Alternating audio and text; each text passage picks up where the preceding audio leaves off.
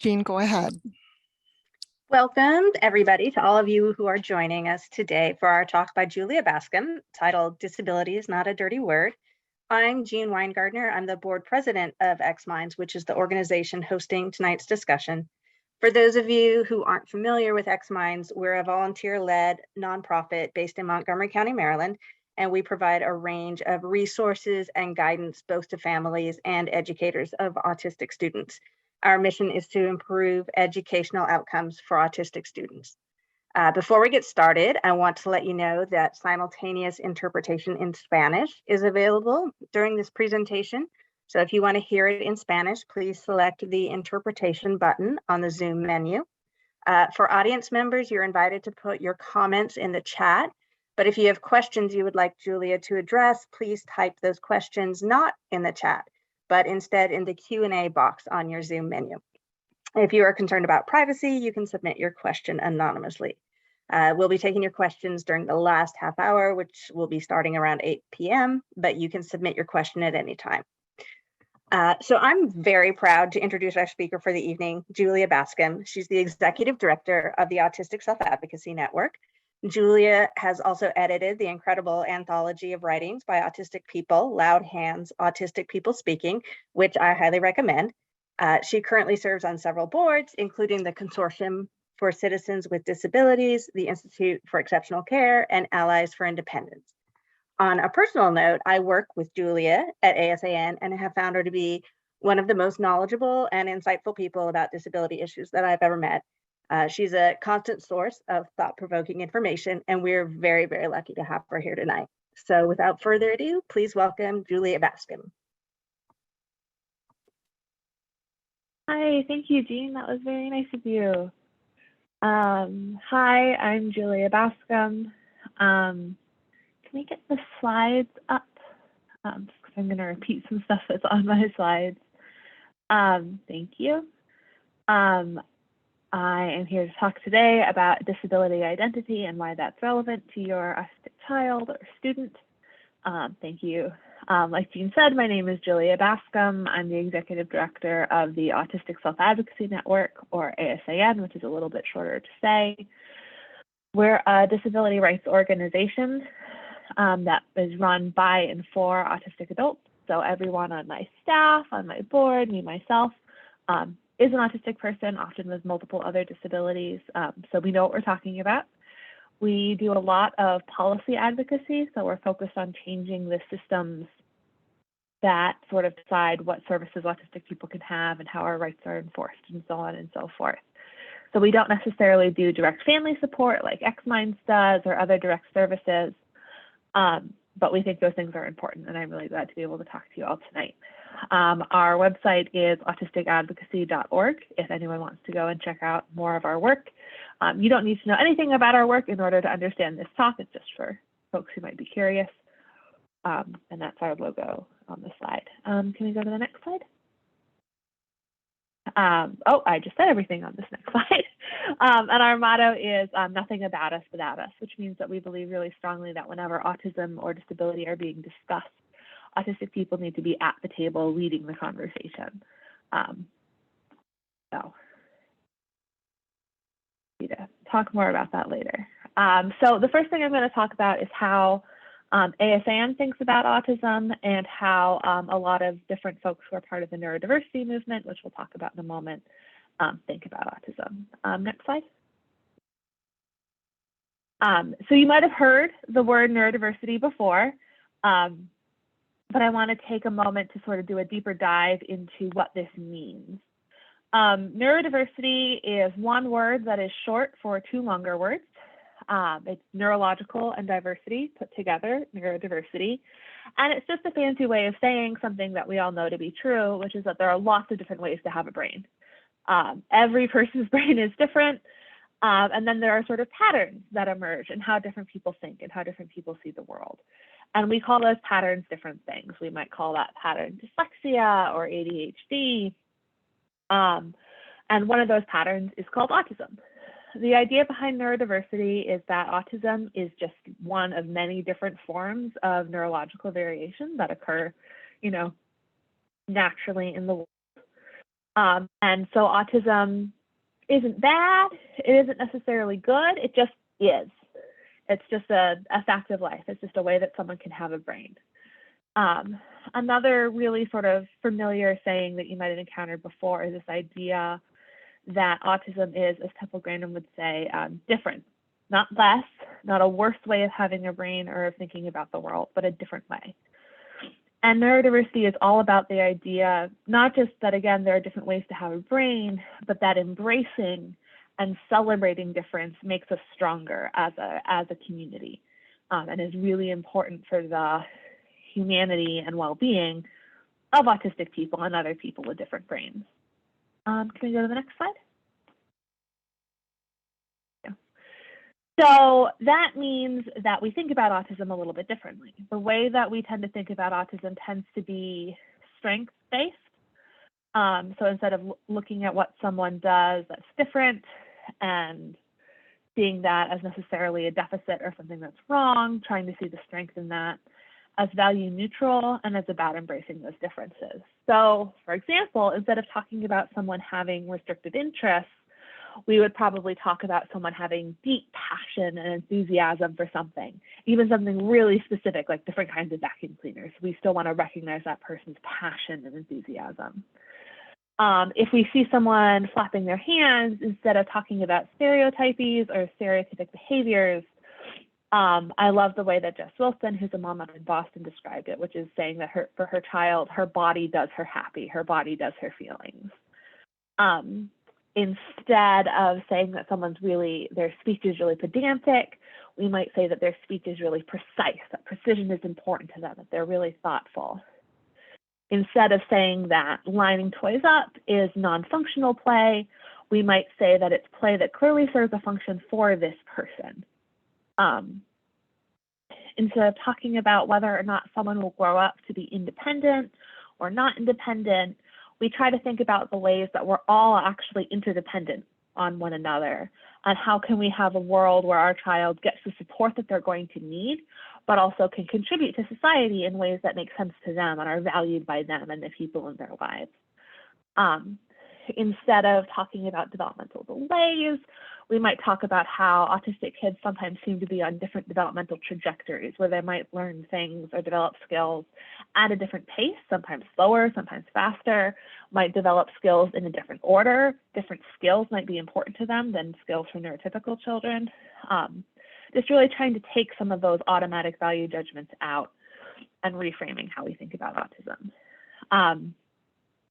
None of these particular examples, again, are super critical for this conversation, but I think this exercise is a good way to start rethinking how we talk about disabilities like autism and some of the ideas that we're going to talk about today. Can we go to the next slide? So at this point, something that you might have heard about neurodiversity is this idea that neurodiversity talks about autism as a difference instead of a disability. And I want to be really, really clear that that's not true.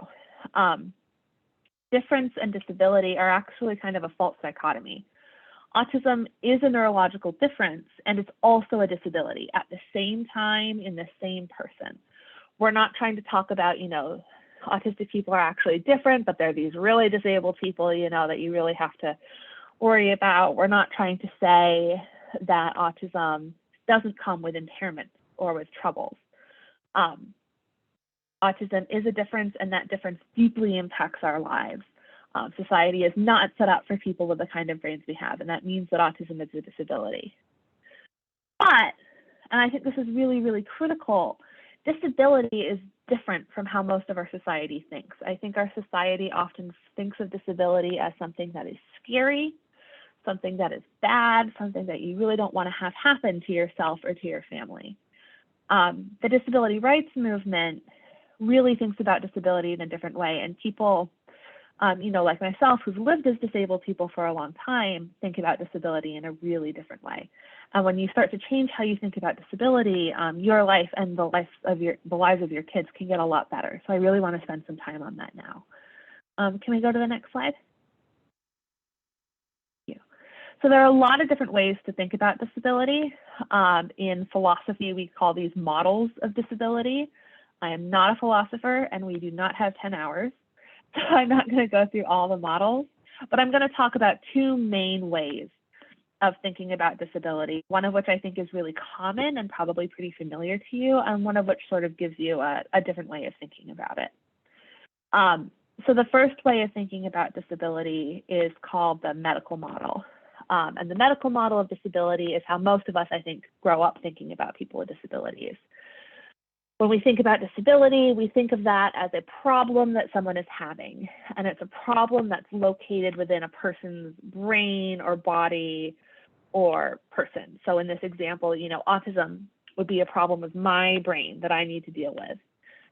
If I am paralyzed, then my disability would be a problem that's, again, located in my body. And then the focus is on the deficit, on what's different, what's a mismatch between you and everybody else. And that's never framed just as like a neutral mismatch. It's always a deficit. It's something wrong with you. It's a problem. And then the focus is on fixing that, remediating it, curing it, treating it, whatever word you want to use. And this isn't to say that people who believe in this model of disability go around telling disabled people to feel bad about ourselves. But the goal is like, okay, there's a problem. How do we fix that problem? How do we do, if someone has paralysis, hours and hours and hours of physical therapy with the goal of helping them walk eventually? Maybe there's a surgery we should try. Maybe there's a new medication or stem cells that could treat this. With autism, it can look like lots and lots of social skills classes, lots of sort of breaking everything down that typical kids do into a set of skills and then trying to drill us in those skills and get us to do the same things because that's what the typical kids are doing. It's sort of, okay, what's the problem with this person that's making them different from other people and how do we fix that problem? The social model of disability also thinks there's a problem, but they frame it very differently. So if we're thinking, again, for an example about someone with paralysis, let's say, we have our person, Anne, she's in a wheelchair, and she encounters a flight of stairs. And under the medical model, you would look at that scenario and you would say, okay, figure out the problem. The problem is that Anne can't walk. So we need to, again, do physical therapy or surgery or something to see if we can get her to walk. Under the social model of disability, you look at Anne, you look at her wheelchair, you look at the flight of stairs, and the problem that you identify is that no one's built a ramp or an elevator. So the social model of disability says that people have different brains, different bodies.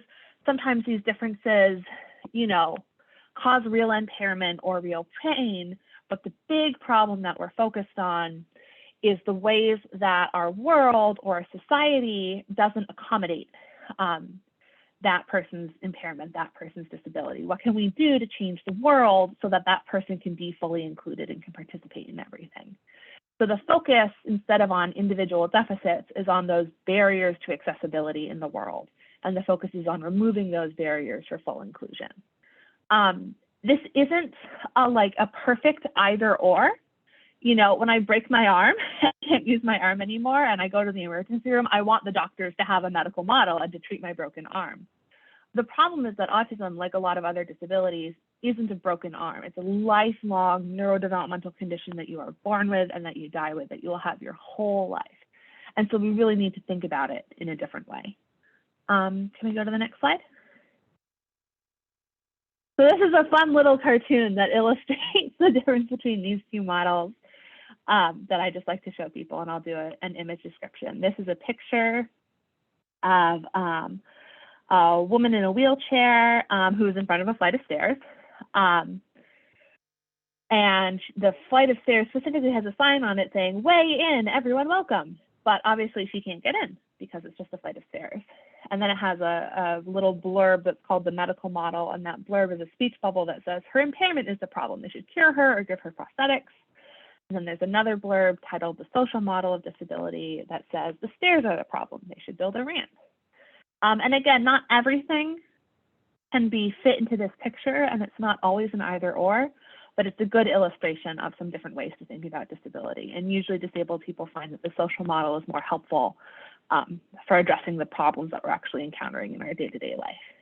Can we go to the next slide? Yeah. So under the social model of disability, disability is not a dirty word. Disability doesn't mean that something is wrong with us. It's not scary to be disabled. It's not bad to have a disabled family member. It's okay. Disability is a natural part of the human experience. We've always been here. There have always been disabled people.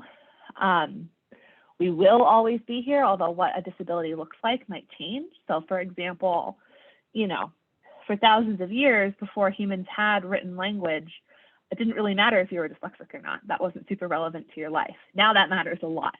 Who knows in 1,000 years, 100,000 years, what will matter? What will be the important thing? What will be the new disability that impacts so many people that we don't even think of right now? But regardless, people with disabilities will always be here. We like to say in the disability community that disability is one of the few minority groups that anybody can join at any time. If you aren't fortunate enough to be born with a disability, that's okay. You could get hit by a bus tomorrow. Or as you age, you're probably going to start to experience some hearing impairment, some vision impairment, maybe some memory issues. Anyone can become a part of the disability community. And we try to see that just as a normal thing that happens, as opposed to, again, some big scary thing that we want to avoid. Because we know that disabled people are complete people, just as we are. And we have a right to be included, even if we need a lot of support to do the things that we want to do, even if our lives look really different from other people's lives. That's okay. We have a right to that support. Again, like we could really spend a lot of time on this idea, but I think that getting people to relax and breathe through some of the scary beliefs that a lot of people internalize about disability is really, really important, because it sort of sets the stage for everything that you're going to be able to do to help your kid become like really confident and really be able to own their disability and navigate a world that's not always set up for us. Can we go to the next slide? Yeah, and just to be really clear, none of this is something that I've made up. Everything that I'm saying comes from the disability rights movement, which has existed for decades and decades and decades now. The disability rights movement was created by people who experienced really significant disabilities. The folks in the United States who are responsible for the Disability Rights Act, nope, that's not a thing, for the Americans with Disabilities Act, there we go, in 1990, were people with physical disabilities, and their leaders tended to be people who needed 24/7 care. People with post-polio syndrome who used iron lungs, people with really significant cerebral palsy, people with muscular dystrophy, people with very serious disabilities. Sort of similarly, the self-advocacy movement came from people with intellectual disabilities at the time who were institutionalized, who didn't have any exposure a lot of the time to formal education or basic humane treatment. These ideas weren't thought up by people on Twitter or me in my office. They're ideas that have been with us for a really long time, and they're ideas that were created by disabled people who had really serious impairments and who needed a lot of support. But their focus was still on this idea that with a disability, we have a right to a good life, and we have a right to be included in the same things that everybody else is, and that that's a more relevant way of thinking about things a lot of the time than treating our disability like a broken arm. It's also based on this idea that disability rights and self-advocacy, all of these ideas are for all disabled people, that there's not, a certain functional ability or IQ test or other sort of level you have to get to before the disability rights movement applies to you. It's really everybody, even people with the most significant disabilities. There's a lot of history here, and I just don't have time to cover all of it. But there are a couple of documentaries that have come out in recent years, if you're curious. There's a documentary called Lives Worth Living, which is a really good overview of sort of the origins of the disability rights movement on the physical disability side in the United States. No one's quite done the same thing for brain-based disabilities, but it's pretty applicable. And then this came out a couple summers ago, but Crip Camp looks specifically at some of the folks who are really behind that movement, and is a really good watch. So feel free to check those out.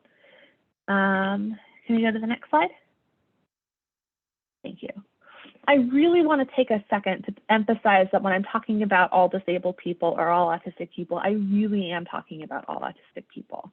There's a big push right now to try to separate autistic people into different groups based on whether or not we can talk, whether or not we also have an intellectual disability, how autistic we look to other people, that kind of thing. And those ideas are really antithetical to neurodiversity. Neurodiversity includes people with intellectual disabilities, people who are non-speaking, people who have really challenging behaviors and need a ton of support. Neurodiversity thinks that significant disability is real. Neurodiversity is the idea that it's okay to need support. It's okay to need a lot of support. People still deserve rights. People still have personhood. People still deserve control over their lives and a really high quality of life. And we think that those ideas are the most important for people with the most significant disabilities, for autistic people who right now don't have a good way to communicate and we don't necessarily know what they're thinking or feeling, autistic people who need help every second of every day. All of the ideas I'm going to talk about really do apply to all autistic people. And I just want to be really, really clear about that and really upfront about that, because I think our society encourages us to think of people, again, in these boxes, in these groups, and to assume that if I'm talking positively about someone or if I'm talking about rights, I must not mean certain people. And I just want to be really clear that I do. All autistic people are included in what I'm talking about and are included in neurodiversity. Okay, let's hit the next slide. So I'm going to spend a lot of time now talking about the importance of self-advocacy, and I'll explain why that's connected to this idea that disability isn't a dirty word and embracing disability. But that's really going to be the focus of the next 40-ish minutes. Can we go to the next slide? So a really important idea is that despite what TV would tell you, autistic kids grow up into autistic adults. We are not kids forever. In fact, we are autistic adults for most of our lives, which I know all of you know.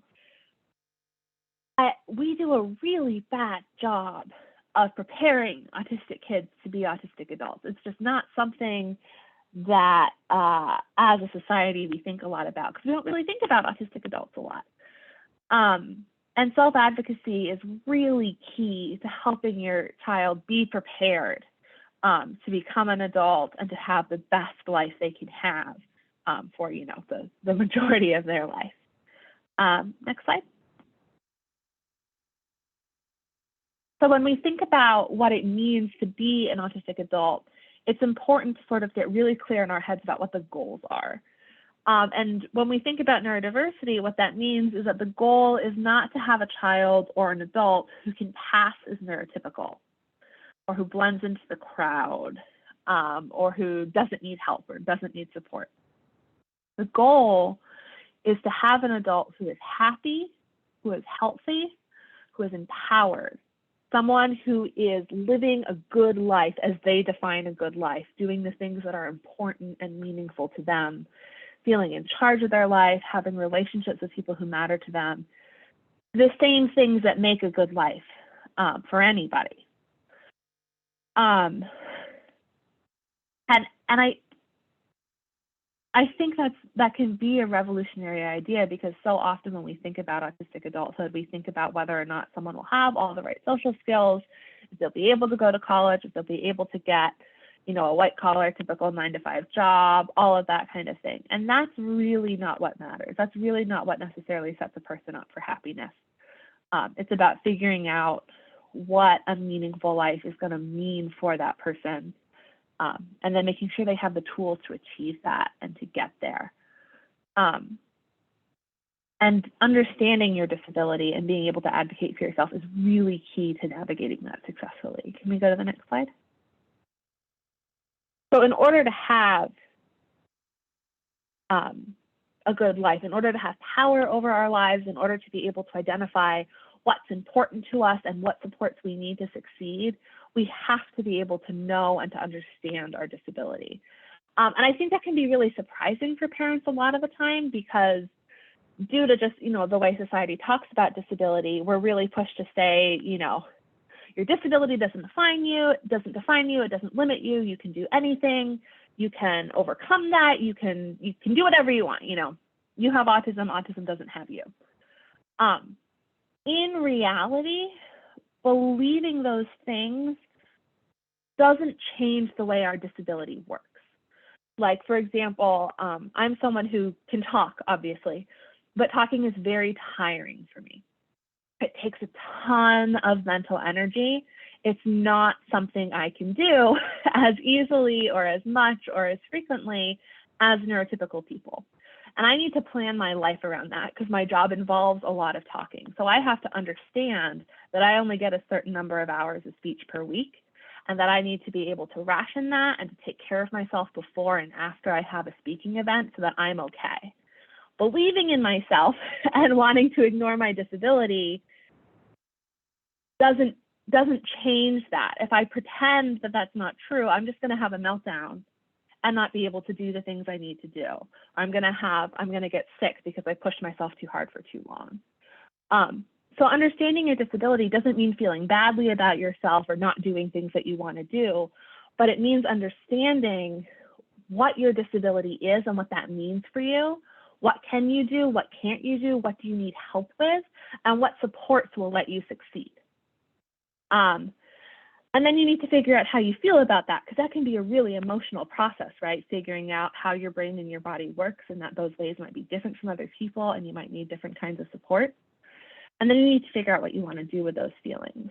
And it's so much better to be figuring that out with the support of your family before you're launched fully into the world than to have the experience that a lot of autistic adults have, where we aren't encouraged to think these things through.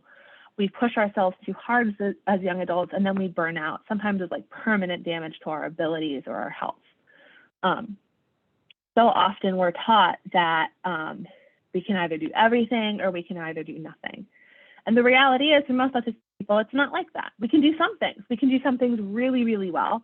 We can do some things with a ton of support. And if we understand our disability, our particular things that we're good at, things that we struggle with, and then the things that make us successful and enable us to do more, we're going to have a much easier time. So that might look like really understanding, okay, Bob has really specific sensory issues. And so he just can't walk into a loud supermarket without being prepared. He's just not going to be able to do that. But if he knows that about himself, and he knows that listening to music on his headphones when he goes into a loud place really helps him calm down, then maybe we could think about, okay, so what does grocery shopping look like for Bob? Can Bob do this with his headphones, with a list printed out ahead of time so he doesn't forget things, et cetera, et cetera, et cetera? And you want to apply that to sort of every aspect of your life and figure out in each part of your life, what does my disability look like? What are the things that come really easily to me? What are the things that are really challenging, and what supports do I need to succeed? And the more practice you get at doing that, the easier it is. And then the easier it is to map out those supports and build a really good life with those supports in place. I think I've monologued about this enough. Can we go to the next slide?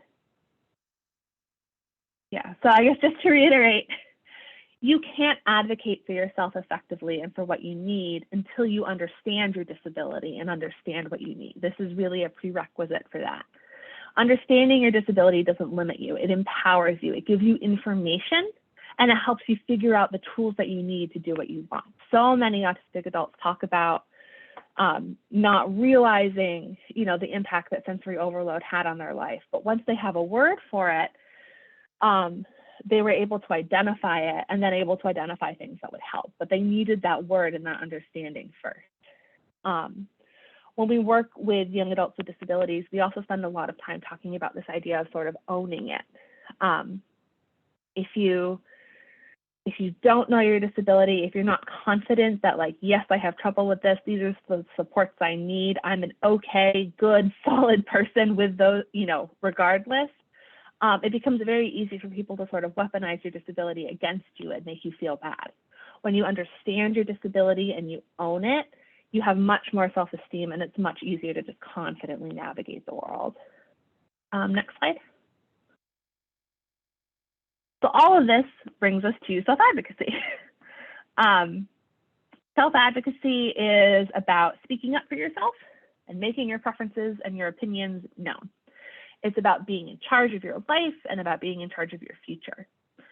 It looks different for everyone. We're going to spend a lot of time talking about all the different ways that this can look. And it's so key to having a good life. It's that next step. You know who you are, you know what you need, and now self-advocacy is the telling people what you need and getting what you need. And that's really the key that can unlock everything. Can we hit the next slide? For disabled kids and disabled teenagers, self-advocacy is a life skill. We're going to be disabled our entire life. Our actual level of, impairment and success and the support needs that we have, that's going to change over time and due to circumstances. But we're going to be autistic our whole life. We're going to have this condition our whole life. And as disabled kids, we are just systematically taught by the outside world that we're wrong, that we don't matter, and that we don't have power. And I don't necessarily mean, a teacher telling us that word for word, although that does, unfortunately happen sometimes. It's the accumulation of 1,000 little things, 1,000 social interactions that you misread, a bunch of little experiences in the lunchroom, at family gatherings, having all these experiences that are different from other people and that other people don't understand. It's just very, very easy to absorb these messages from the outside world, even when we have families that are incredibly supportive. When you help your child build self-advocacy skills, you're giving us an alternative to what we're hearing elsewhere. You're helping us, again, name and claim our power and build a life where we do matter, where we do have power, where we are in control of our life. And where our perspective and the way we see things and the things that have value to us matters. And that's incredibly important. That's one of the most important things you can do to support your autistic family member. Can we go to the next slide? Self-advocacy is also the future. So this is a picture I took at a White House event. Oh my God, this was like 8 or 9, this is many years ago. This is pre-COVID and before the last administration. But these are 3 young people with intellectual and developmental disabilities. There's an autistic young person who was the first person in their family to go to college and is now doing policy work in DC. There's a person with Down syndrome who was going to college to study marine biology. And there's a person with Down syndrome who I believe was on Born This Way, the reality TV show about young adults with Down syndrome, and who does, acting and modeling and other work. All 3 of these young people are living lives that would not, yes, Megan, sorry, I just saw the little chat pop up. All 3 of these people are living lives that were not thought to be possible 20 years ago. When these young women with Down syndrome were born, their parents were not told, oh yeah, your daughter might study to become a marine biologist someday. That was not in the cards. And the practice of self-advocacy has been key to getting them to the work that they're doing now and to what their life looks like. I don't know what the future holds for your child. I can't promise that they're going to be at a White House event for disabled students in college like this. But I do know that nobody knows what the limits are. We haven't found them yet. Every time someone has thought that they knew what the limits are for someone with Down syndrome, for someone with autism, they've been wrong. And self-advocacy is just absolutely key to your child being able to say, this is what I want for my future, this is what I want for my life, and here's what I need in order to get it. Can we go to the next slide? So there are lots and lots and lots of different ways that self-advocacy can look like. And I'm going to take us through a list of 4 sort of very broad categories now, just to give you an idea. Can we go to the next slide? Thank you. I use a lot of slides so I can keep prompting myself through my sentences, but I apologize. It's a little bit annoying for the person who helps move my slides. So the first kind of self-advocacy, and what I think people often most assume I mean when I talk about self-advocacy, is formal advocacy. And this is like the work that ASAN does. This is what I'm doing now, doing a presentation with you. It's advocacy on behalf of your community, not just on behalf of yourself. It looks like, you know, saying nothing about us without us, or testifying in front of Congress, or going to the White House, working on laws, giving speeches. Very shiny, very impressive. That is a tiny percentage of the sum total of what self-advocacy looks like. Formal advocacy is not for everyone. You do not have to do formal advocacy in order to be a self-advocate. And you can do formal advocacy without having self-advocacy skills in your personal life in a very strong place. So I just want to be really, really clear that although I think formal advocacy is often the most visible, it is not necessary to do self-advocacy. Can we go to the next slide? Self-determination is something that, again, everyone can do. This is self-advocacy at a big picture level in terms of your own life. So this is thinking about setting your own goals. What do I want to do with my life? Who do I want to be when I grow up? How do I want to spend my time? You know, maybe someone is in their 30s and they've been living with their parents and they decide that they want to move out and get their own place. And the process is sort of figuring that out about themselves and making that plan and putting that plan into motion. That's self-determination, that's self-advocacy. And I think that's often one of the, sorry, I lost track of the sentence I was going to say. This is something that we should be able to support everybody to do. But again, it's more of a big picture kind of thing. Can we go to the next slide? I think the most common kind of self-advocacy is just making day-to-day choices, expressing preferences in your life, being listened to, communicating about what you need and what you want. When I did self-advocacy work in my home state of New Hampshire, we called this kind of self-advocacy eggs for breakfast, because we were using the example of someone deciding that even though the group home usually serves cereal, they really wanted eggs for breakfast that day. People make thousands of little choices and some big choices every day. And all of those choices can be a form of self-advocacy, can be an opportunity to self-advocate, to say, no, I want this, I don't want that. This is annoying to me, but I'll deal with it because I want to achieve this other goal at the end of it, et cetera, et cetera. This is the bread and butter of self-advocacy. Let me go to the next slide. And the fourth sort of category for self-advocacy is saying no. It is challenging behavior. It is things that are not always fun to deal with as a parent or as an educator or as a person. When, you know, we're trying to put a coat on a little kid and the kid is throwing a tantrum and just refusing to put their coat on, that is self-advocacy. It is not necessarily the most effective or enjoyable form of self-advocacy, but it is someone advocating for themselves and saying, no, I do not want to do that. And although it can be really annoying or even unsafe, the most important skill that someone with a developmental disability can have is the ability to say no. The abuse rates for people with developmental disabilities are shockingly high. Making sure that your child is able to say no and able to express when they don't like something or don't feel comfortable with something is really, really key to keeping them safe and to having them believe that their voice matters. And when they think that their voice matters and that their preferences matter, the other forms of self-advocacy become much more doable and begin to make a lot more sense. That's not to say that if, you know, like a kid is throwing a chair, we just go, oh, he's self-advocating, that's fine. We want to help that person develop more effective ways to communicate and to express themselves and to get what they want. But it can be really helpful to reframe really frustrating moments as beginning attempts at self-advocacy, and it can point you in a helpful direction for helping people build skills. Can we go to the next slide?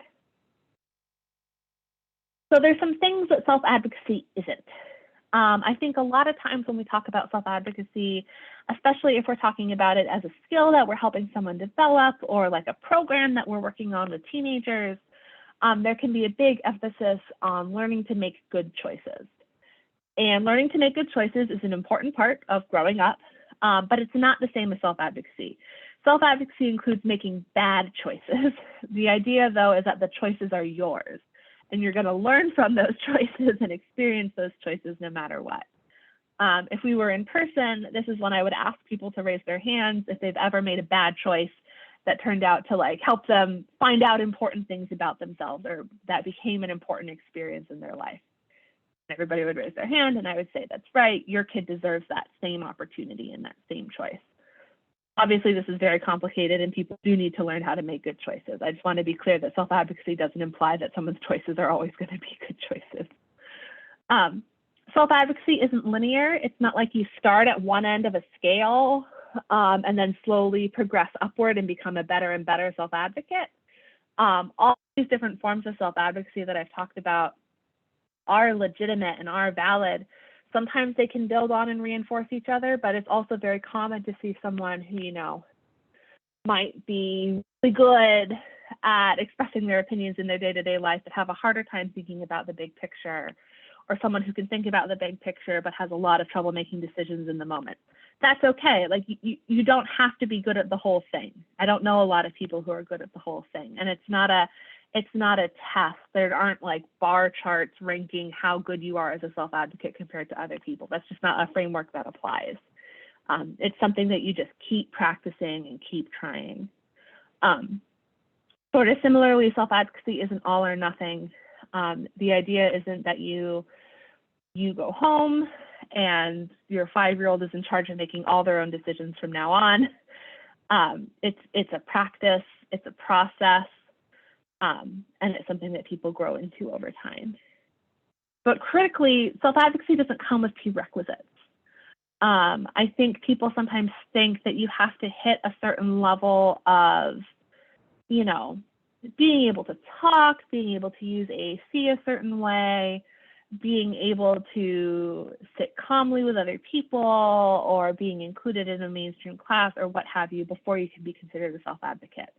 And that's really not true. Can we hit the next slide? Self-advocacy is for everybody. To be a self-advocate, you need exactly 2 things. You need to be able to independently move one muscle in your body, and you need to have preferences. That is it. If you have those 2 things, we can figure out a way for you to signal yes or no based on that movement.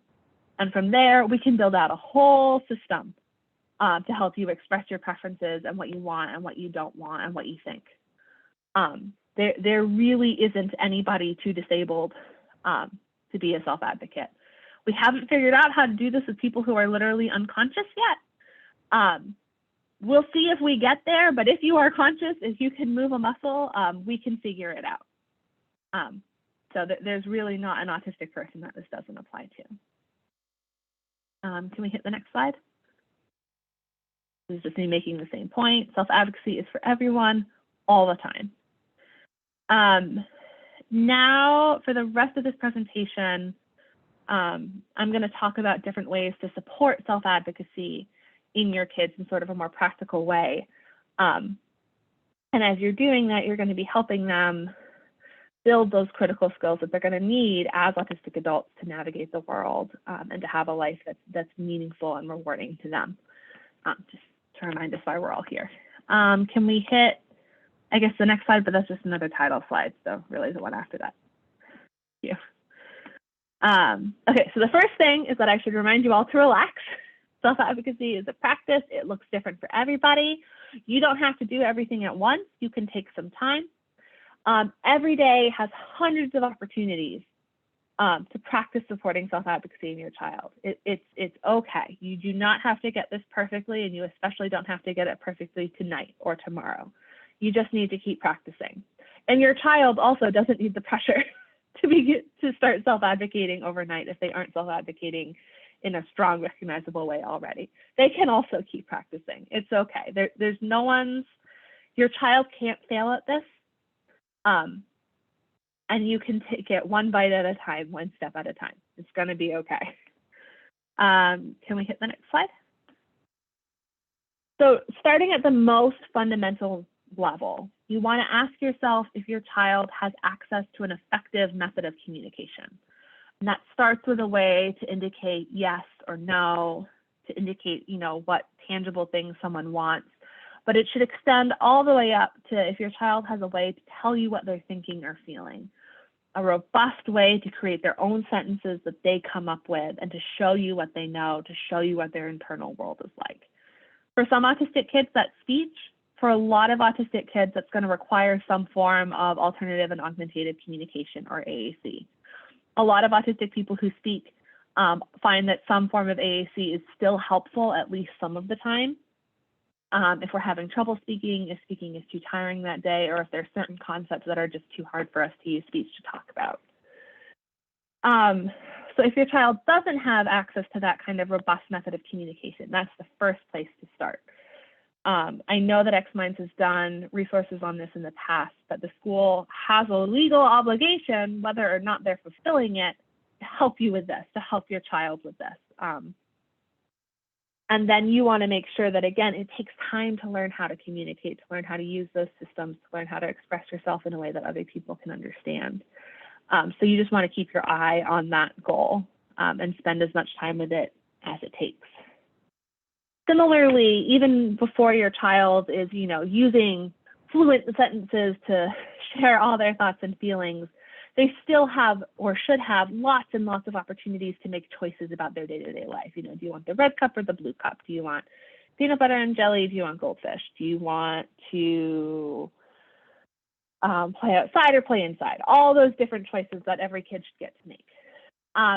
And you should think about, if your kid is getting the same opportunities to make those choices that other typical kids get, how can you expand the number and the type and the meaningfulness of the choices that your child gets to make? How can you help them practice figuring out what they want and making choices based on what they want? And then thinking about that choice and realizing, like, oh, I didn't want to wear my coat and I went outside and now I'm cold. Maybe I'll make a choice to put my coat on. All of that is really, really fundamental and really, really key to practicing self-advocacy. It's very hard to do the rest of what I'm going to talk about in terms of self-advocacy without a good communication system in place. So it's worth spending a lot of time on this if that's something that isn't really in place yet. Next slide. I already talked about this a little bit more, but we also want to think about the moments when a child is, you know, acting out or distressed or having a hard time, and try to figure out, what is this behavior telling me? This is a way that my child is advocating for themselves, even if it's not a particularly...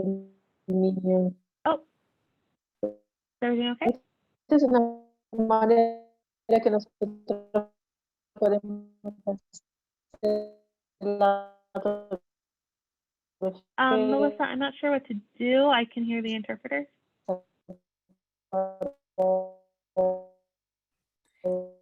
Thank you. And Fabrizia, we can hear you on the call. ¿Para qué pueden aprender? ¿Está todo bien? Ah, great. I think you're set. Thank you. Cool. Thank you. So, right. Again, the issue, the idea isn't to say like, oh, well, my child's having a meltdown. Nothing I can do about it. They're just self-advocating. The idea is to try to figure out, what is this behavior telling me? How can I support my child in their self-advocacy? How can I help them self-advocate more effectively? But even when it's very unpleasant, those moments are moments where your child is trying to advocate for themselves. And so recognizing that potential and trying to think of ways that might be more successful can be a helpful mind frame. Next slide.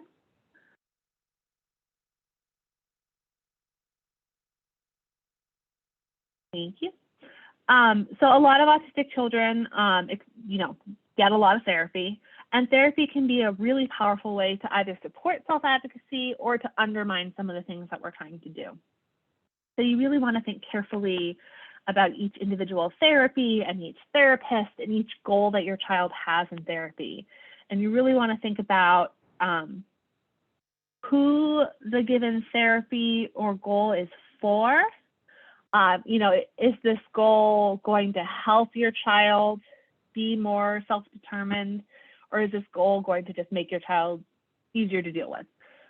Is this child in therapy because they want to be able to express themselves better, Or is this therapy really to make the child, blend in more, that kind of thing?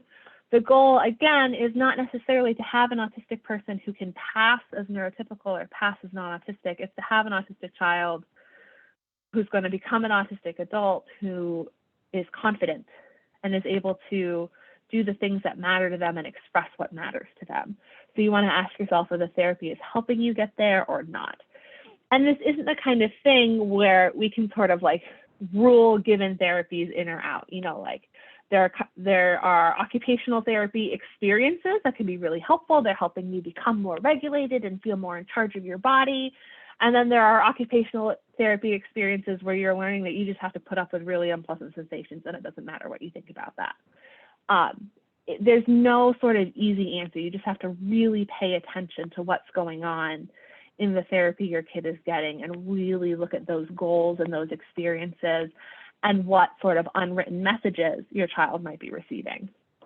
And you really want to remember the golden rule, which is not just do unto others as you would have others do unto you, but also like, would I do this? Would I be comfortable with this if the child in question wasn't autistic, if the child in question was neurotypical? That can be a really good gut check a lot of the time.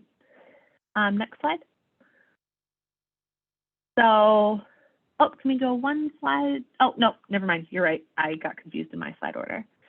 An idea that you'll hear about a lot when you think about neurodiversity or self-advocacy is presuming competence. And presuming competence doesn't mean assuming that your child is an expert and has nothing to learn. Presuming competence is the idea that with the right supports, everybody can learn and grow and do more than they can do right now. And it's also the idea that even if we aren't able to tell what someone is thinking or feeling, we know that everybody is a person, and that means that everybody has thoughts and feelings. So you really want to make sure that the therapies your kid is getting, the education they're getting, really comes from this assumption, because that's how they're going to develop skills. That's how they're going to become a more effective self-advocate, if everybody on their team has that same understanding. This is also called the least dangerous assumption, and it's really helpful when we're thinking about people with sort of, the most significant disabilities, especially people who don't have a good communication system yet, where it's really hard to know, what they don't know, what they're thinking, what they're feeling, and it can be easy to assume that that must mean that they don't know anything, or that they're not having complex thoughts. The least dangerous assumption basically asks you, well, which is the more dangerous thing to think? That this person does understand everything, or that this person doesn't understand anything. And the least dangerous assumption is that the person does understand everything, because if you believe that, then you're more likely to expose them to challenging and interesting ideas, to search for a way to help them communicate, to talk to them respectfully, all of those things, to look for opportunities to practice self-advocacy. And if you're wrong, maybe they were bored. Maybe they didn't understand what you were saying to them.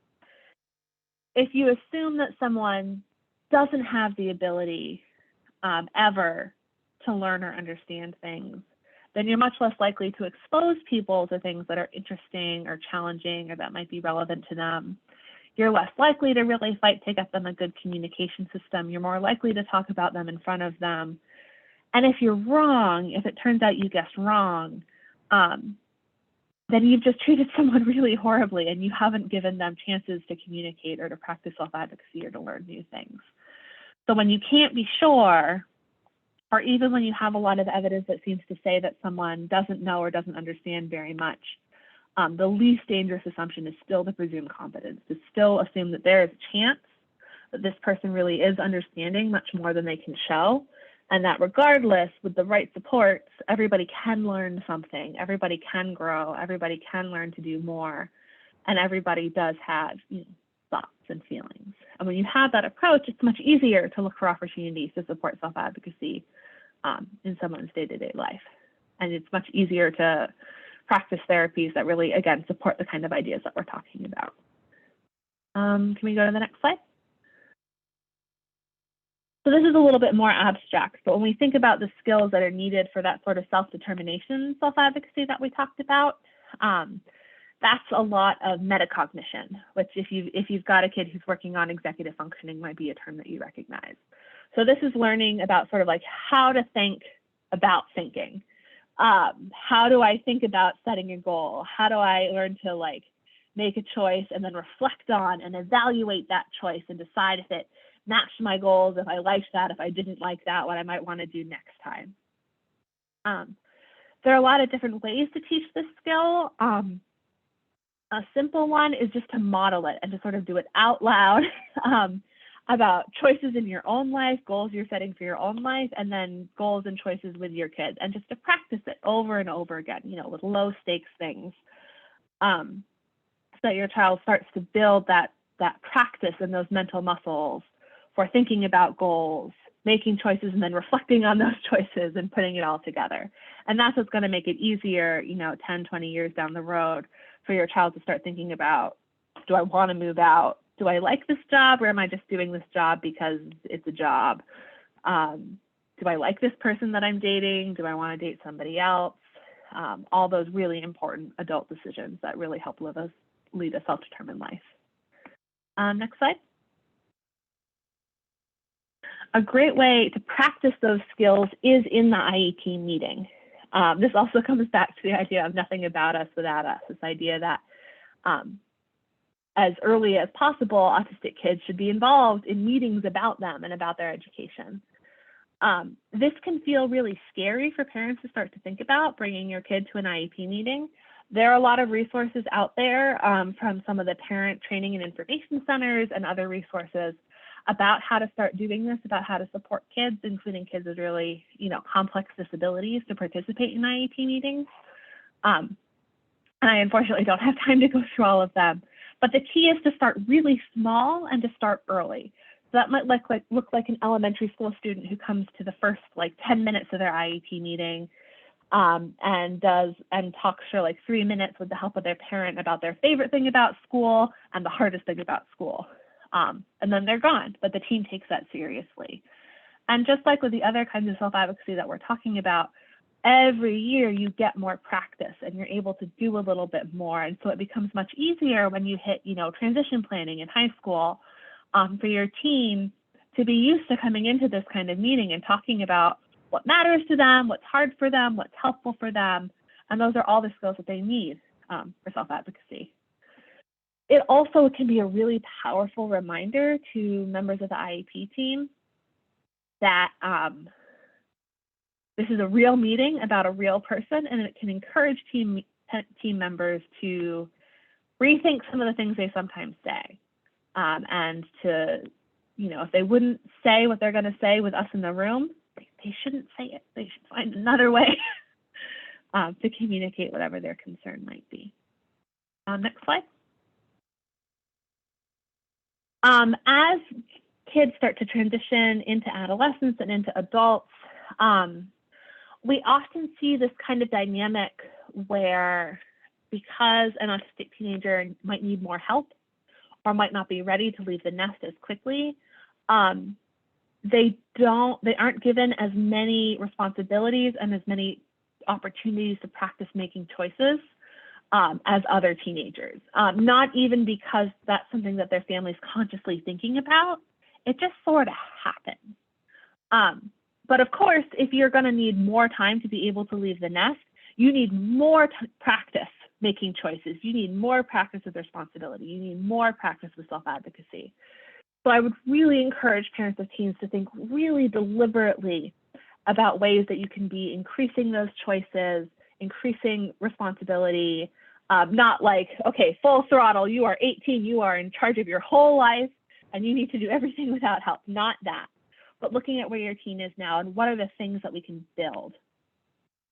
What are ways that we can help them get this practice? What are opportunities that other teens their age are having? How can we do similar opportunities for ours? And again, that means that your teenager is going to make some bad choices and going to make some mistakes, because making bad choices and making mistakes is an essential part of being a teenager.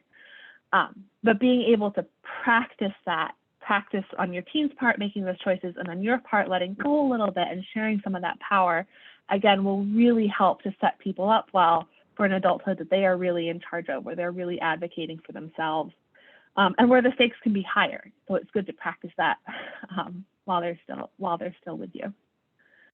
Next slide. So we're hitting 8 o'clock and I am almost done. But a really, really key part of supporting self-advocacy in autistic kids is telling your child that they are autistic. And this is something that I know a lot of families hesitate to do because you don't want your child to feel bad about themselves. You don't want your child to feel labeled or limited in any way. What I try to tell families is that even if your child is a preschooler, they are already being labeled. And if they don't hear the autism label, then they're going to hear other labels. They're going to hear, I think best case scenario, they're going to hear that they're shy or that they're slow. They're going to hear a lot of that they're a bad kid or that they're weird or they're just different from other kids. And when you're a little kid and you get that kind of information, it's really hard for you to come up with another explanation other than that there must be something wrong with you. And I'm going to try to not get too emotional when I say this, but your kids deserve a better explanation and a better story about what's going on with them and why they're different. And if you don't give them that explanation, they will come up with their own, and it will be really damaging. We hear this over and over again from autistic people. We hear about it from a very young age. We hear about it from kids who, people thought at the time didn't have any awareness of what was going on around them. Your kids know that something's going on. There are a lot more resources than there were even 5 years ago about how to have this conversation with your kids. And it doesn't have to be a one and done conversation. You might open the conversation and think that your kid isn't understanding it at all, and they might or they might not, and you might need to come back to it many times over the years. That's okay. You don't need to sit down and have one big conversation with them and get it perfectly. But you do need to introduce the idea as early as possible that there are lots of different ways to have a brain and that everybody is good at some things and needs help with other things, and that's okay. And you're really good at some things and you need help with other things, and the name for those things is autism. And there are lots of other people like you out there. It's really difficult to advocate for yourself and to understand your disability if you aren't told that you have a disability, if you aren't told what's going on, and if you're just left to come up with your own explanation. So the earlier you can start having that conversation, the better. And if you're having it in a low stakes, regular way as a family, off and on again for years, it won't be a scary thing for your kids. It'll just be another thing they learn about themselves. And that's really transformative. That's really powerful. Can you go to the next slide? The other benefit of telling your kids that they're autistic is that they can plug into the autistic community when they're ready. They can get support from people who have similar life experiences. They can meet adults with you who maybe, are doing a kind of job that your kid would be interested in, or who have had a similar life trajectory, who can show them the different things that are possible for them. Our society doesn't tell a lot of stories about what a good life looks like for an autistic person, especially an autistic person who needs a lot of support. And being connected to the autistic community and being connected to autistic adults can let you start to imagine and tell those news stories. And that's incredibly, incredibly helpful for your kids. I'll give one quick example of this, and then I'll move on. When I was a teenager, my mom really liked to watch the TV show Monk, which I don't know if anyone here has watched, but it's about a detective who has what the TV show called back in the 2000s OCD. It's not a very accurate depiction of OCD, and he certainly seemed a lot like me and my brother, who are both autistic. And Monk has a full-time aide. And what that meant was that when I graduated high school and it became really obvious that I wasn't going to be able to live independently and that I was going to need more support than my parents had anticipated, I wasn't scared and they weren't scared, because we had an example in our heads of someone who was a lot like me and who needed that support and who still had a good life. It's even better if that person isn't a fictional character. But by being able to seek out that community and that support, you're able to then handle the things that will come up in your child's life a lot more easily because you have examples of people who have handled it well. Can I go to the next slide? So just one more time. Again, all means all. Everything I'm talking about really does apply to all autistic people. Can we hit the following slide?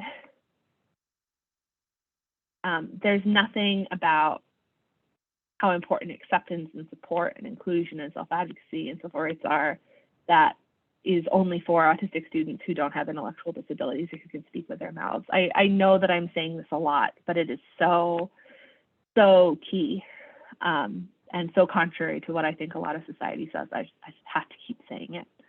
Can we go to the next slide? So just to recap, this has been a long presentation. Self-advocacy is for everybody.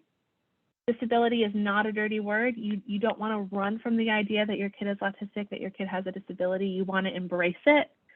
And when you do that, you can help your child understand their brain and you can help them find their power. And that's going to make a huge difference in the kind of life that they're able to lead. And that's all I've got. Thank you so much. Julia, thank you so much. It's always a pleasure to hear you speak, even though I get to see you and interact with you at work. Hearing you speak on this subject is always incredible. I know we have some questions, so I will start with someone who commented, I'm 100% on board with the ASN philosophy and language. As a parent and practitioner, however, there's a huge difference between the language currently required by DDA, SSI, and special education to get money and services for our children and adults with disabilities. All the applications, reports, etc., require functional language based on what someone cannot do. The way you get this is by not emphasizing strengths. How do we reconcile this? Yeah, I think that's very, very true and very, very hard. When people are asking us for advice on how to fill out these applications, we always have to, you have to write this as how you are on your worst day. This is going to be very difficult emotionally to do. We're really sorry that this is how it works. And I know for parents, it can be really, really devastating to fill out these forms every year and have to describe your kids that way. Big picture, what we need to do is change the laws. And what we need to do is get policymakers to be willing to put a lot of money into a system based on supporting people to be the best that they can be, as opposed to allocating small amounts of money because someone has proven that they deserve it, which is kind of the model that we have now.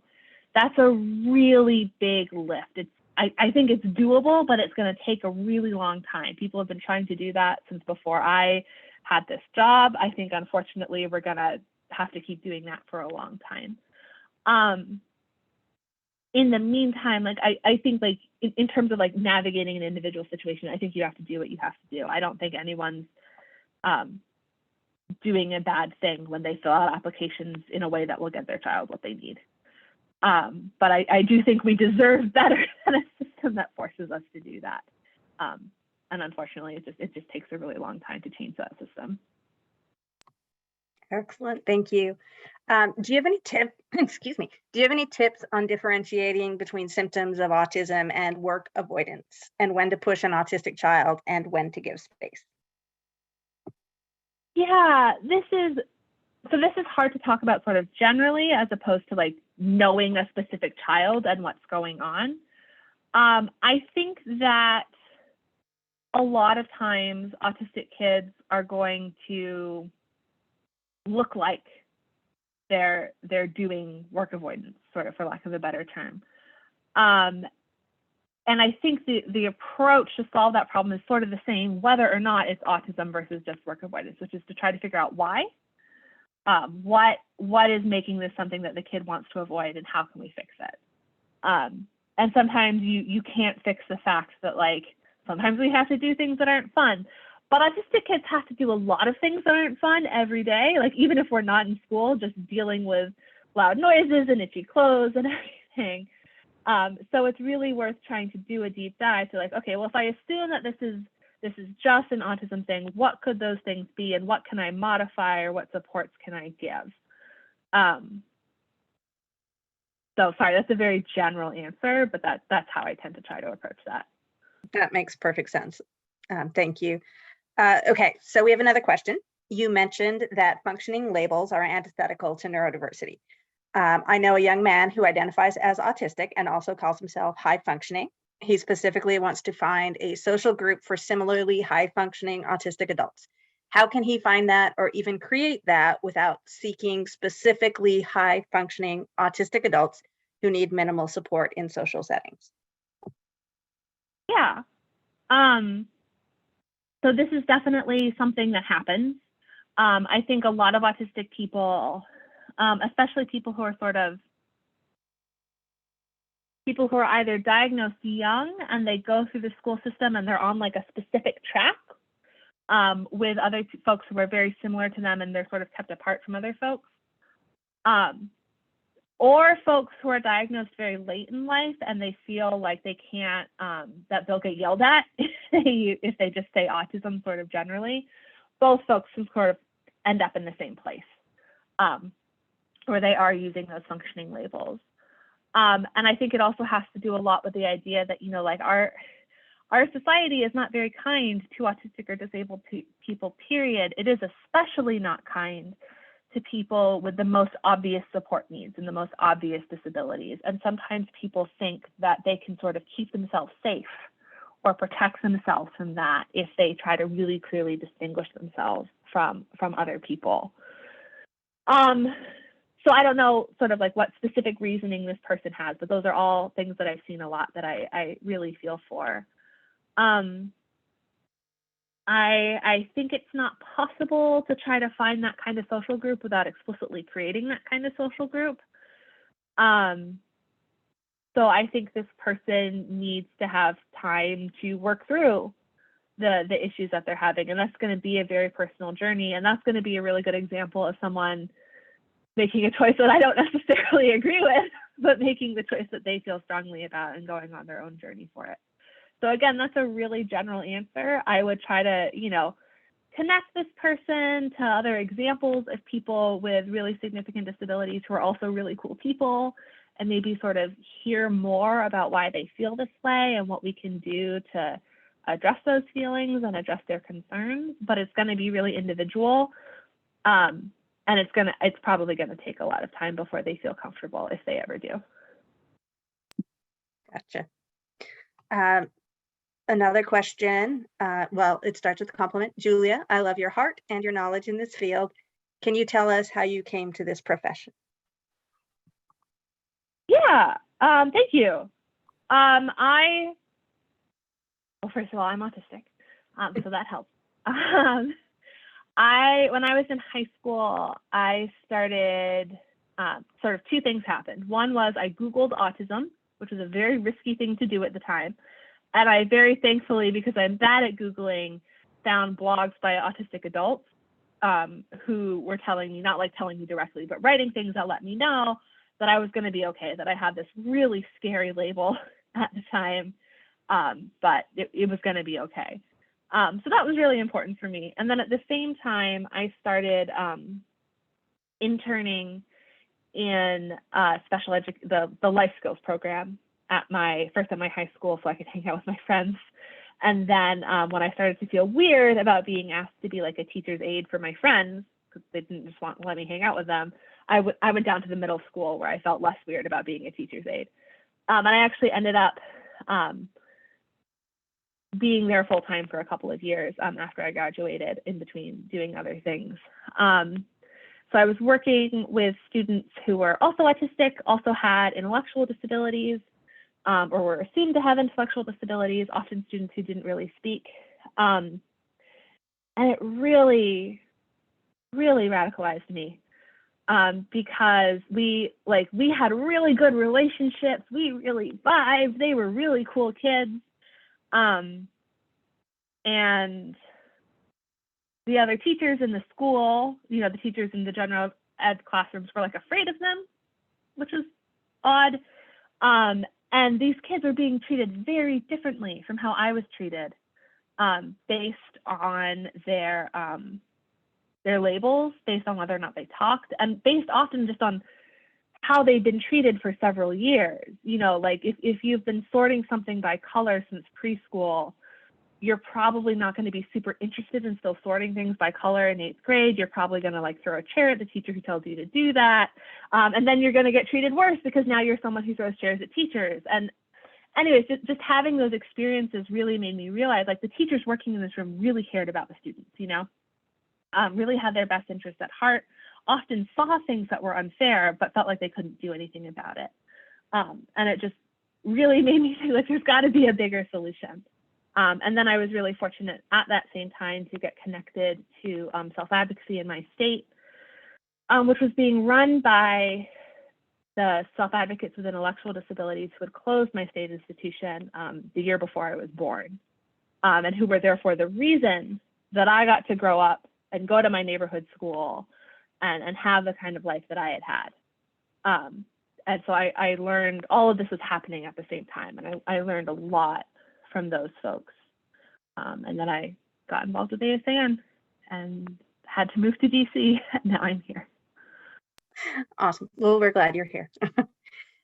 We have a question from somebody who has a 25-year-old son. And she wishes that her son would accept his autism. He doesn't. Our family accepts and embraces his diagnosis, but he doesn't. How can I help him to accept this? He would rather try to pass as someone without autism, but he gets a bad reception from coworkers and others that way. Yeah, that's also something that we see a lot. And it's so difficult and personal because usually what's happening, right, is that the person has absorbed a message, not necessarily from their family, but just sort of from the outside world, that it would be better if people thought you were neurotypical. And we're not always, sometimes we overestimate how well we can convince other people that we're neurotypical. And so especially if you really think you've got a shot at it, it can be really hard to embrace your diagnosis. I think it's really personal. I think the things that help tend to be things that like I'm sure the family is already doing, but you know, finding cool examples of autistic people to lift up, talking about autism and disability in positive ways and talking about how everybody's different, giving the person time if the person's willing to talk about their feelings with this, talking it through with them. Sometimes like I've seen situations where the people in that person's life just have to go, okay, and like let it drop for a few years before the person's willing to bring it up again, which I know can be really heartbreaking, especially when that person is getting a bad reception and you think it would be better if people knew. But especially when someone's an adult, I think it's like a lot of other really difficult issues in an adult's life where sometimes you just have to give that person space, and trying to push on it makes them dig in and makes it worse. I think certainly like if this person needs mental health support, having a good counselor, someone who's not related to them to talk to, can be really helpful. And it can be helpful for the person to like have information available to them should they choose to peruse it about like how to find, you know, like here's a, maybe not even like here's a support group, but here's a group of people who really like Legos and get together every month to build Legos. Or like, oh, I saw this really cool YouTube video and people were talking about, you know, there's this tag on Twitter where people talk about experiences that you might relate to, like that kind of thing. But I think often, like, unfortunately, like you have to just give people the space because it's so personal. And I think for a lot of people, when they feel pressure from other people to arrive at that conclusion, they can just really dig in and it makes it worse. That makes sense. I'm going to turn off my camera for 1 second because I have to wipe my nose, but I can keep talking. Okay, please do. So we have a question that a couple people have asked, which are, what are some resources for children and parents to find a community? And somebody else who says, I'm interested in finding communities for my son. And I lost it. And even peer groups that can support the continued advocacy development he can benefit from through discussion and interactions with similar adolescents. So looking how we can build on our work at home with an ability to get peer input and support. And this is something I've heard people have problems with, like finding that autistic community. Yeah. Oh gosh, I really need to have a better list at the top of my head of where these groups are in the DMV, and I don't. I'm sorry. I know there's some on Meetup. There's usually a couple of meetups in any given big like region for autistic adults and autistic teens. I know in DC there's AAGW, which used to stand for Autism Asperger GW of Greater Washington. And I think they changed their name now, like what their acronym means now, but I don't remember what it is. They might be able to tell you about any other sort of like localized or more peer local things. I'd recommend asking xMinds, but I'm currently on their webinar, so I don't know if that works or not. I know some local autism societies and some local chapters of the ARC also have peer groups set up for different age groups. And then in Maryland, there's People on the Go, which is the self-advocacy group for people with intellectual disabilities. And there's a huge range of people who go there. So it might be like if your particular family member is going to be really hesitant to hang out with some people who have some more visible disabilities, that might be something to work up to. If your family member is really interested in like policy and social change, it could be a really good group to connect to. And they do a ton of different advocacy things too. Excellent, thank you. Jean's so got links. Yes, I'm good at the Googling. So we have somebody whose son wants to join the Air Force, but autism is a condition that prohibits it, much like certain eye conditions. What can he do to achieve his dreams? This is something we get contacted about usually a few times a year. He is going to have to change the law. I don't know of any groups that are like organized specifically around this. But what I would probably do is if he wants to work on changing this law, this would be a great issue to go to your congressperson about and like tell his story. This is the kind of thing that a congressperson can really get animated about, especially when they have a constituent with a personal connection, and especially if it's a kid who really, who wants to live their dream. That can be very appealing to a congressperson, and that person might be able to help start that process. Your son is not alone on this, unfortunately. Yeah, great, thank you. Where and how can I get training to advocate for my child? That is a great question. I think xMinds does some. There are also a bunch of different groups in DC and in Maryland that exist specifically to help parents learn your rights and learn about the resources that are out there. I am more familiar with the DC groups, which I think is less useful for xMinds. But if anybody is Googling, they're called the PTIs, or the Parent Training and Information Centers. And they're sort of national organizations that provide support to like the local ones, but then every state has a bunch of these. And they provide that kind of information and training. There's also a program in a lot of different states, including in Maryland, called Partners in Policymaking.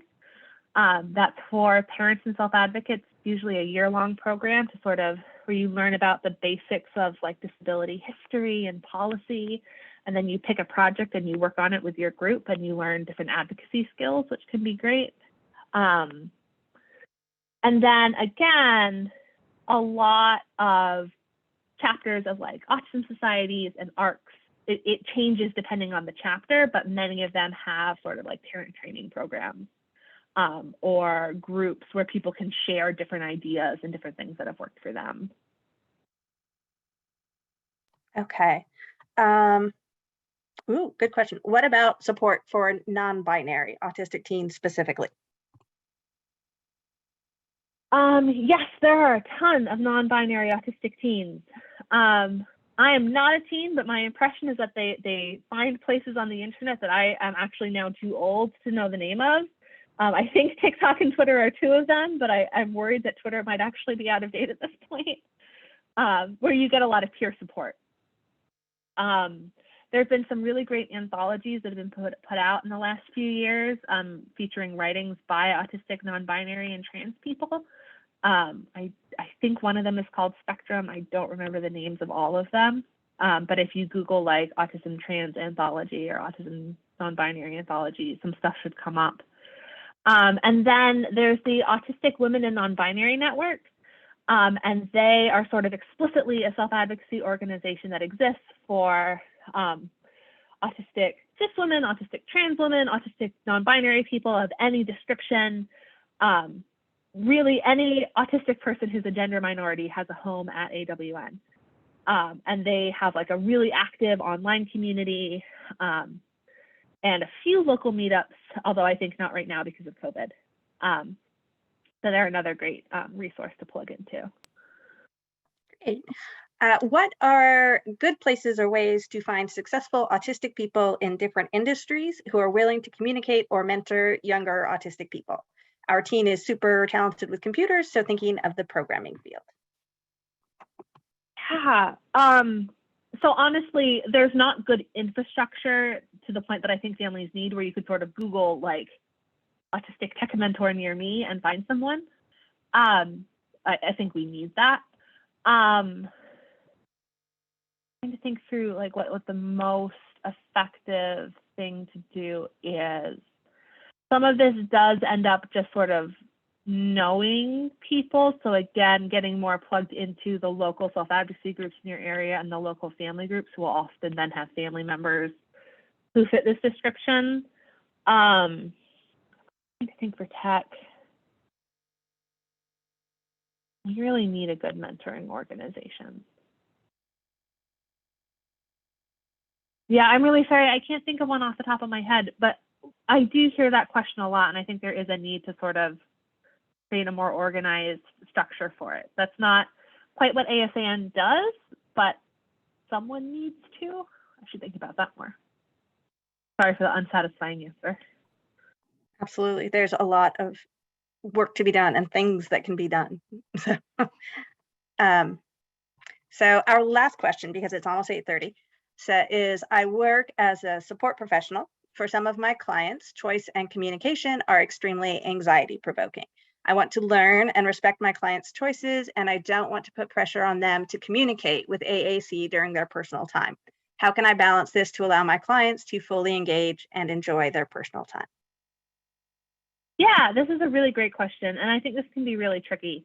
I think if you're trying to encourage someone to use AAC and they are expressing that this is not what they want to do, then they have communicated to you and we should respect that. I think that there are a lot of people, and I don't know if this describes your client or not, but there are certainly a lot of people who have had some kind of AAC around them for a long time, but it's been something that other people have tried to use to get them to follow instructions or answer questions, as opposed to something that they feel like they can actually use to express themselves. And they might be used to not having like a ton of say in their life. And so it can be really hard to change that, especially if this has happened to this person for a long time, and especially if, you know, you're supporting them in their personal free time.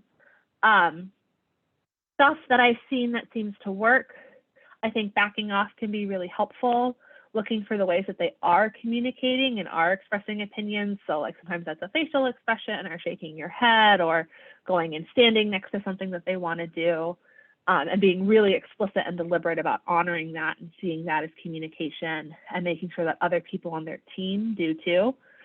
The other thing that can be really helpful is you using AAC when you're hanging out with them. I know a lot of AAC users, especially people who are sort of described as like rejecting their systems, who don't like it, at least partly because like AAC is slower, it takes more time, they're not always the right words, and it's this robot voice, and no one else is using it. And so if other people in their life are actually using AAC instead of their voice to just, you know, express their thoughts and comment on their day, that can really help AAC feel like a more viable option.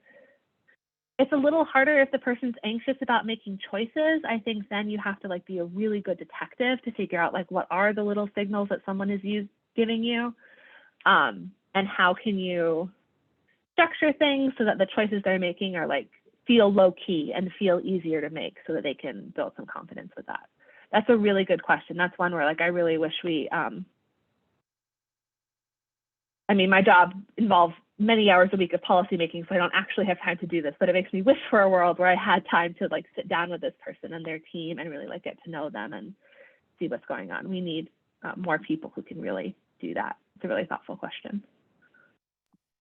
Excellent. Thank you so much, Julia. We are just about done, but we're so grateful to you for participating tonight and giving us the benefits of your insights and your experience. So thank you very much for being here. Thank you. Yeah. Sure thing. So we invite everyone in our audience tonight to complete a quick 2-question evaluation of tonight's event. And to get to those questions, I had a cat issue just now. To get to those questions, use either the QR code on the screen or the link we should have just put in the chat. And please let us know what you thought about this discussion. We at xMinds really value your feedback. Also, tonight's discussion was recorded in both English and Spanish. We'll be posting those recordings on our website and our YouTube channel. You should also expect an email in the next few days with links to those recordings. So thank you so much for joining us tonight. And once again, thank you to our wonderful speaker, Julia Bascom.